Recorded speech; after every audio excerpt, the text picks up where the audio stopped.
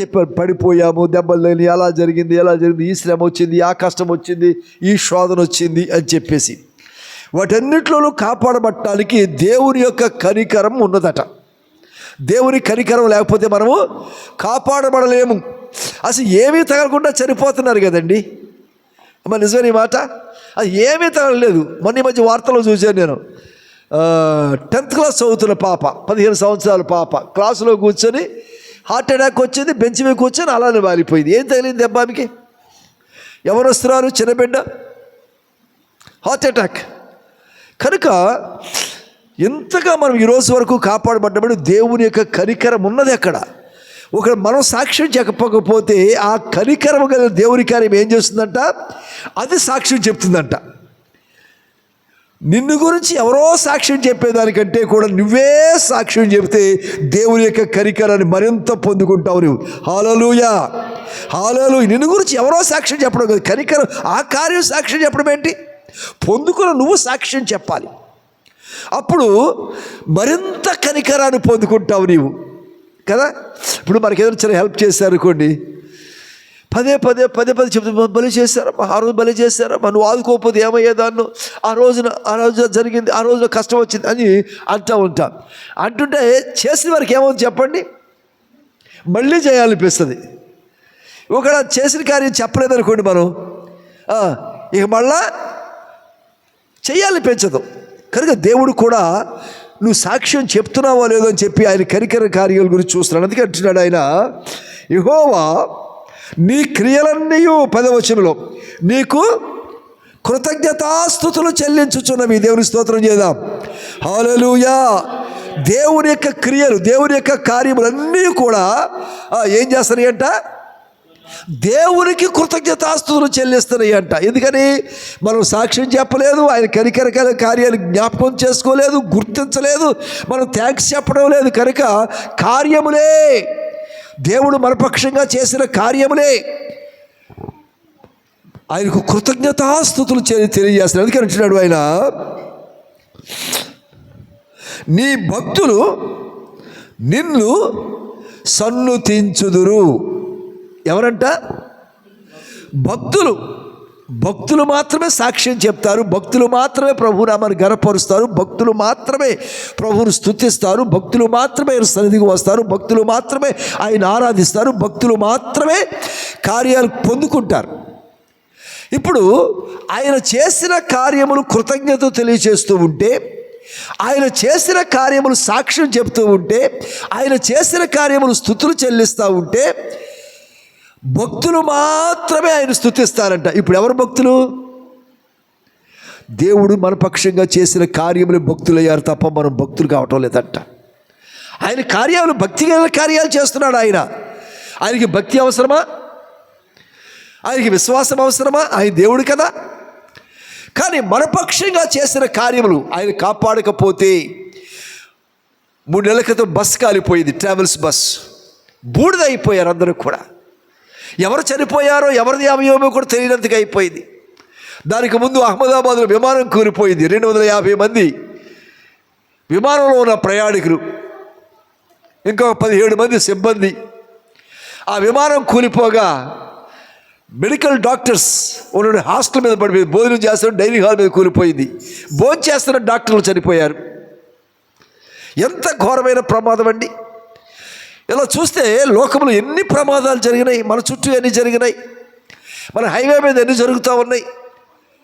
ఏలూరులో ఈ మధ్యకాలంలో చాలా దారుణాలు, హత్యలు జరిగినాయి.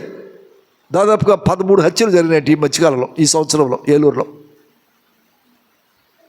దొంగతనాలు జరిగినాయి, వీధికి దొంగతనాలు జరిగినాయి. నిన్నగాక మొన్న కూడా ఇంటికి వచ్చి పరిచయం అయ్యి ఆమె మెళ్ళో బంగారం ఉందని ఒక నెక్లెస్ ఉందంట, ఇంకేదో గొలుస్తుందంట, చేతి గాజులు ఉన్నాయంట, చెవులకి ముక్కులకు ఉన్నాయంట. పరిచయమైనట్టయి స్నేహితులుగా ఇంటికి వచ్చి ఆమెను కట్టేసి మొత్తం ఒలిచికెళ్ళిపోయారు.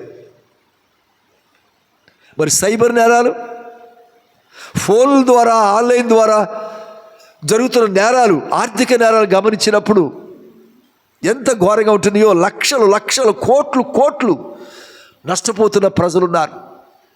ఇంకా ఆన్లైన్ నష్టాలు ఏమిటో చెప్పరా? ఈ ఇన్స్టాగ్రామ్లని, వాట్సాప్లని, ఫేస్బుక్లని మొక్కలు, ఏం మొక్కలు అవి తెలదు, ముఖ పుస్తకాలంట ఫేస్బుక్లు. వాటిలో పరిచయం అయ్యి ముక్కు ముఖం లేనటువంటి వారితో పరిచయాలు పెంచుకొని ఎక్కడ రమ్మంటే అక్కడ వెళ్ళిపోయి ఎంత భయంకరమైన దారుణాలు చోటు చేసుకుంటున్నాయో.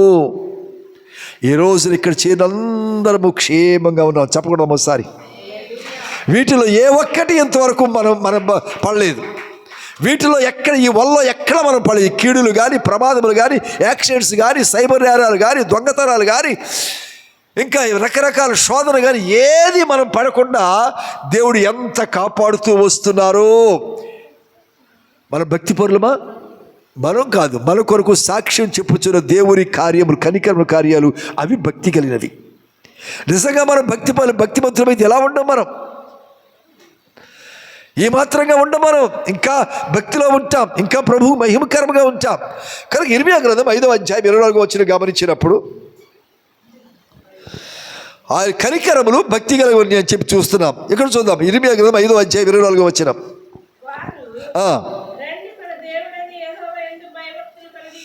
రండి రండి, ఎందుకంటే ఆయన కనికరముల కార్యములు సంవత్సరం ఆది మొదలుకొని సంవత్సరం ఆరంభం ముందు వరకు కూడా ఎంత మనల్ని కాపాడుతూ వచ్చారో.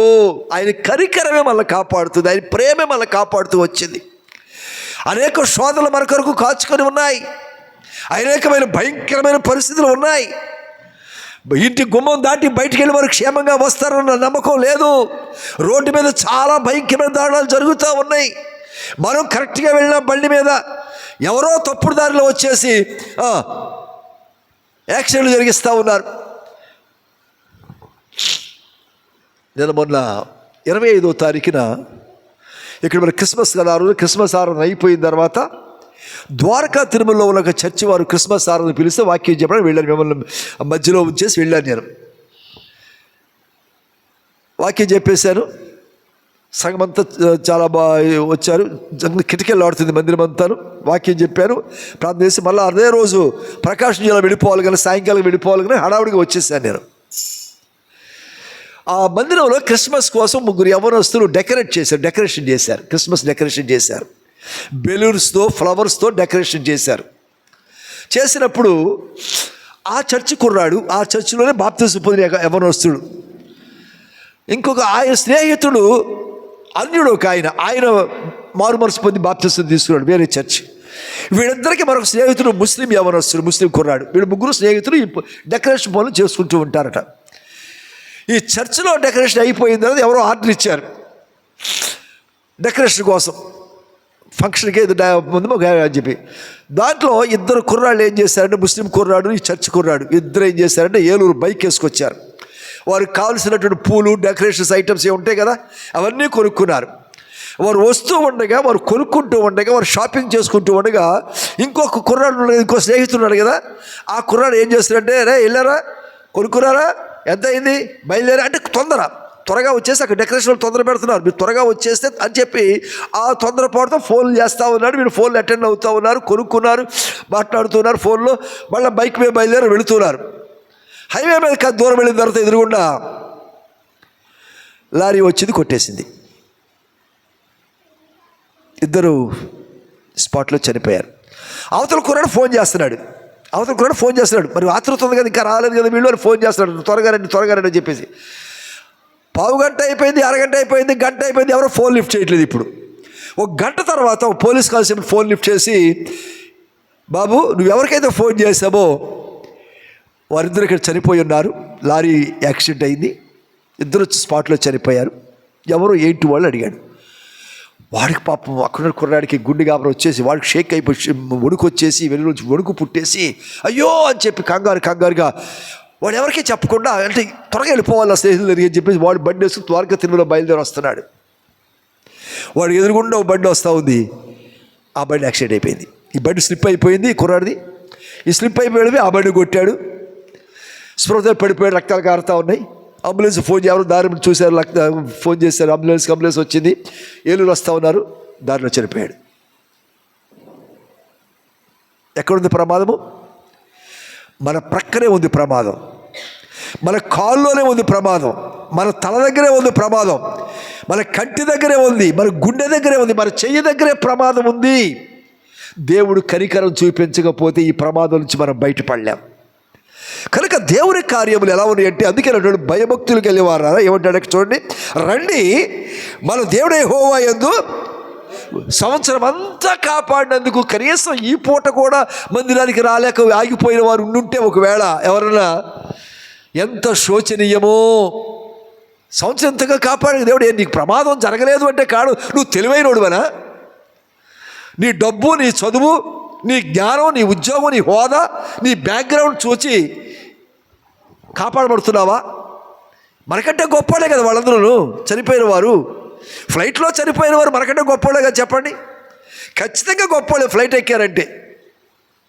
మరి వారే దిక్కుమలితనంగా కాలిపోయి బూడైపోయి చనిపోయారు కదా. ఈరోజు మనం కాపాడబడతాం. కనీసం ఈరోజు 0 అవర్స్కి ముందుగా మందిరానికి వచ్చి ప్రభువా నేను బ్రతికున్నాను, ఆయన దీని సదిలో ఉన్నానని చెప్పుకోవటం, అది కూడా చెప్పుకోలేకపోతే కనీసం అది ఎంత విచారకరము. దేవుని యందు భయభక్తులు ఉన్నాయా? దేవుని మీద ఆధారపడుతున్నామా? దేవుని వైపు చూడగలుగుతున్నామా? రేపు ఏదైనా ఆపద కలిగితే, రేపొద్దున ఏదైనా ఇబ్బంది కలిగితే దేవుడా, అప్పుడు దేవుడు అంటే సరిపోతుందా? అవసరానికే దేవుడా మనకి కనీసం కృతజ్ఞత తెలియచేయలేమా మనము? కాబట్టి ఇక్కడ అంటున్నాడు చూడండి, రండి మన దేవుడు యెహోవా యందు భయభక్తులు కలిగి ఉందాము. ఆయనే చదవండి, తొలకరి వర్షమును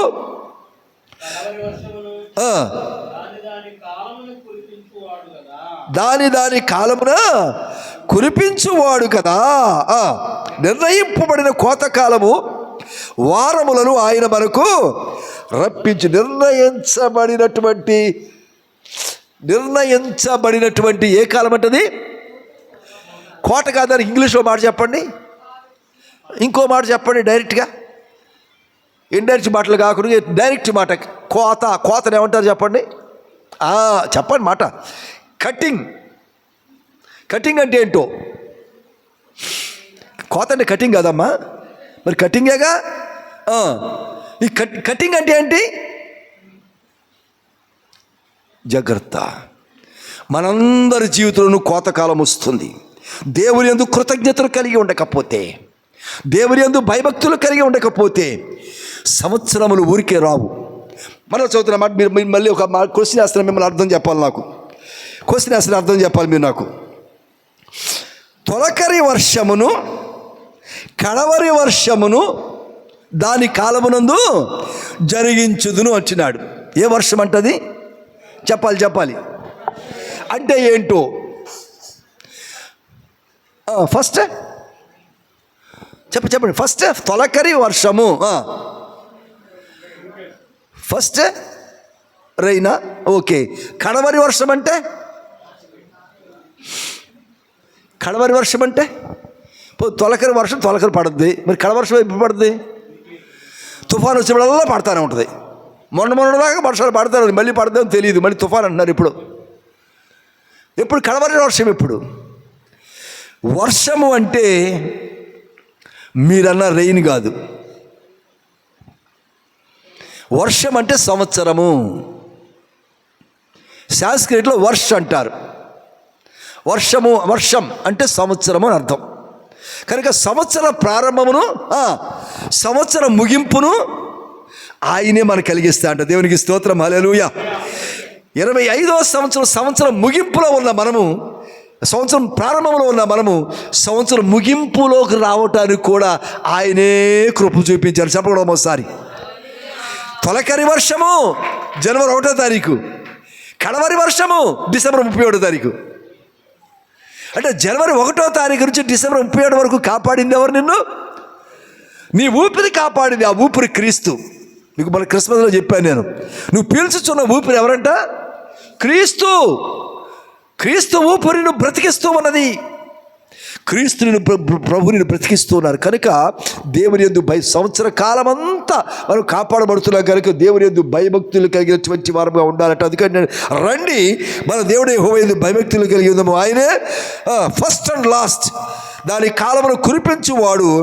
నిర్ణయింపబడిన కోత కాలపు వారములను ఆయన మనకు రప్పించును. దేవుడు కోతకాలం కటింగ్ సమయం ఒకటి ఇస్తాడని చెప్పి ఎవరు అనుకోవట్లేదంట. అంతేనా?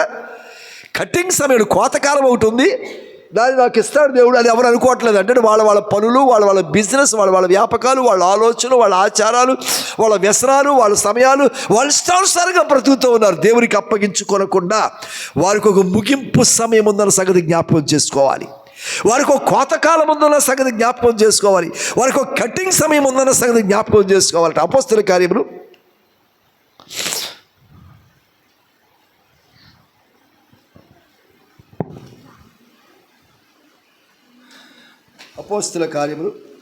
14వ అధ్యాయం 16వ వచనం చూద్దాం.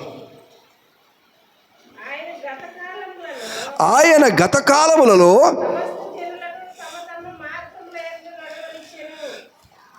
సమస్త జనులను, సకల జనులను తమ తమ మార్గములలో నడవనిచ్చెను.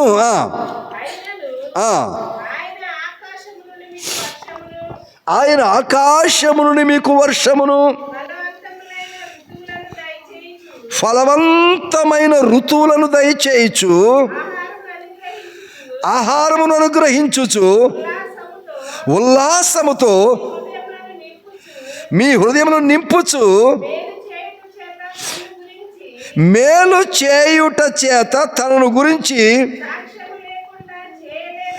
సాక్ష్యము లేకుండా చేయలేదని బిగ్గరగా చెప్పి దేవుని స్తోత్రం చేద్దాం. హల్లెలూయా. ఇప్పుడు సాక్ష్యం ఉందా లేదా? నీకు సాక్ష్యం ఉందా లేదా? సాక్ష్యము లేకుండా చేయలేదంట. అంటే ఇప్పుడు ఈ క్షణం మనం ఊపిరి పీలుస్తున్నామా? అదే పెద్ద సాక్ష్యం. ఊపిరి దేవుడు కట్ చేస్తే, కోతకాలంలో ఊపిరి ఆపేస్తే, కట్ చేస్తే, ట్యాప్ కట్టేస్తే ఊపిరి ఏమవుతుంది చెప్పండి? ఆగిపోతుంది.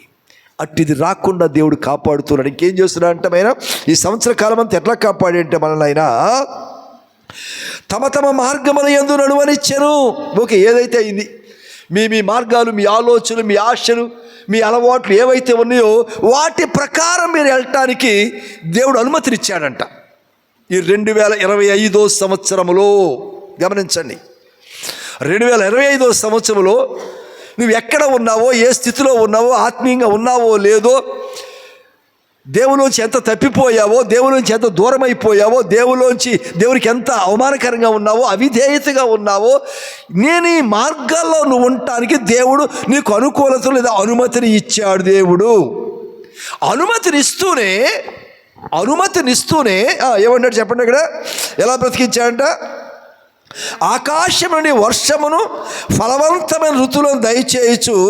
ఏమిచ్చాడు నీకు? ఆహారమును అనుగ్రహించుచు. ఒకవేళ ప్రభు యందు విశ్వాసం ఉంచకుండా మీ ఇష్టానుసారంగా తిరుగుతూ ఉన్నా సరే ప్రతి పూట భోంచేసేలాగా దేవుడు చేశాడు. అవునా? మీరు ఎన్ని ఆదివారాలు మానేశారో ఆరాధనకి, ఎన్ని ఉపవాస ప్రార్థనలు మానేశారో, ఎన్ని కూడికలు మానేశారో, ఇంట్లో బైబిల్ చదువుకోవడం ఎన్నిసార్లు మానేశారో, మర్చిపోయారు. చాలాసార్లు మర్చిపోయారు. మీరు ప్రార్థనే మర్చిపోయారు. ఏదో అవసరం వచ్చినప్పుడు, కడుపు నొప్పి వచ్చినప్పుడు, బాధ వచ్చినప్పుడు, ఎవరో కొట్టినప్పుడు, తిట్టినప్పుడు ప్రభువును కాపాడయ్యాలి అని చెప్పి 2 నిమిషాలు ప్రార్థన చేస్తున్నాం, అయిపోయింది అలాగా. అంతేగాని భయభక్తులతో ప్రార్థన చేసుకున్నటువంటి దాఖలాలు ఎక్కడా కూడా లేవు. అయినను నీ భోజనాన్ని దేవుడు ఆపలేదు.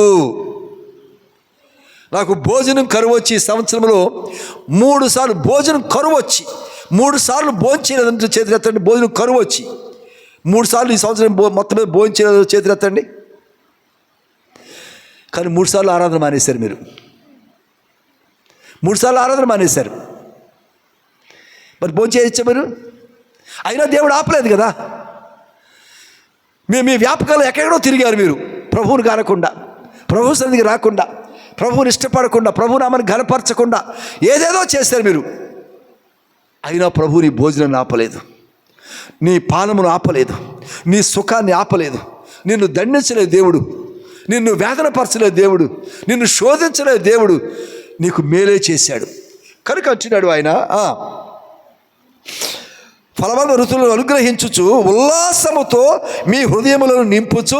ఒకవేళ ఆదివారం ఆరాధనకు మానేసి బంధువుల దగ్గరకో, ఫ్రెండ్స్కో, సైట్ సీయింగ్కో, బీచ్కో, లోయలకో, కొండలకో, షాపింగ్కో ఎక్కడికో వెళ్ళారు అనుకుందాం. ఆదివారం దేవుని సన్నిధికి రాకుండా మానేసి అక్కడ ఏం చేస్తారు మీరు? అక్కడికి వెళ్ళి షాపింగ్కే వెళ్ళి అనుకుందాం, ఒకవేళ అనుకుందాం ఆదివారం లేదా ఊరు వెళ్ళారు, ఏదో ఫంక్షన్ ఉంది ఎవరిదో వెళ్ళారు, అక్కడికి వెళ్ళి ఆదివారం ఆరాధన మానేశారమ్మా అన్నారు. ఎప్పుడన్నా అక్కడికి వెళ్ళి శుభ్రంగా వాళ్ళతో జలసా చేశారు కదా, వాళ్ళతో ఎంజాయ్ చేశారు కదా, ఆ కొత్తగా వచ్చే చుట్టాలతో స్నేహితులతో బంధువులతో చట్టా పట్టాసుకొని తిరిగి గొంతులేశారు కదా, హాహాహా నవ్వుకున్నారు కదా. ఆ ఉల్లాసం ఎవరిచ్చారు మీకు? నాన్ స్టాప్గా దేవుడిచ్చాడు. మీరు మందిరానికి మానేశారు, ప్రభువుని స్తుతించలేదు, గణపరచలేదు అని చెప్పేసి ఎంత మాత్రం దాన్ని మీ ఎంజాయ్మెంట్ని, మీ ఉల్లాసాన్ని దేవుడు కట్ చేయలేదు, దేవుడు ఆపలేదు. ఉల్లాసముతోను మీ హృదయంలో నింపుచు ఇంకేం చేశాడు దేవుడు? మేలు చేయుట చేత. మీకు మేలే చేసి ఒక వెళ్ళారండి, మళ్ళా క్షేమంగా వచ్చారు ఇంటికి కదా. ఒక కీడు జరుగుంటే దేవుడు కీడును అనుమతించుంటే దానిలో ఏమై ఉండేది? మీరు కాక వార్త వచ్చి ఉండేది ఇంటికి. వార్త రాకుండా మీరే క్షేమంగా వచ్చారు. మన పిల్లలు చెప్పారు 4 మెట్లు పడిపోయిందంట శైలు. క్షేమంగా వచ్చాడు దేవుడు, కీడు జరగడం లేదు. ఈ 4 సార్లు చెప్పాడు కానీ 10 సార్లు పడి ఉంటాడు ఇప్పటికి ఈయన బెస్లెల్. దేవుడు క్షేమంగా ఉంచాడు, దేవుడు క్షేమంగా ఉంచాడు. ఒక్కొక్కరిని జరగబోయే ప్రమాదాలు దేవుడు ఆపేశాడు. అవి జరిగిన చెప్పారు వారు. నా బోటి జరగకుండా ఎన్ని నా మీద చుట్టూరు పోయినాయో.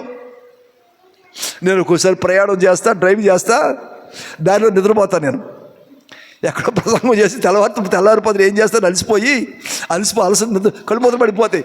బండి వెళ్తూ ఉంటుంది, కారు వెళ్తూ ఉంటుంది, తులిబడి వేసి వెళ్తూ ఉంటుంది దారిలో. ఓహో నేను నిద్రపోయినప్పుడు మళ్ళీ లేచి తోలుతుంటాను.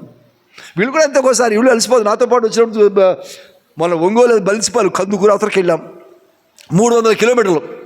అంతకుముందు రోజు క్రిస్మస్ వరుసగా అవన్నీ కూడా దాటుకొని అలసిపోయి వెళ్తూ ఉంటే దేవుడు ఎంత క్షేమంగా నడిపించారో. కనుక మేలు చేయొచ్చు, ఉల్లాసంగా ఉంచారంట, మేలు చేయొచ్చు, మనల్ని కాపాడుతున్నారు. కనుక నిలబడదాం, దయచేసి నిలబడదాం. ప్రభు జీరోస్లో మనల్ని నడిపిస్తూ ఉన్నారు.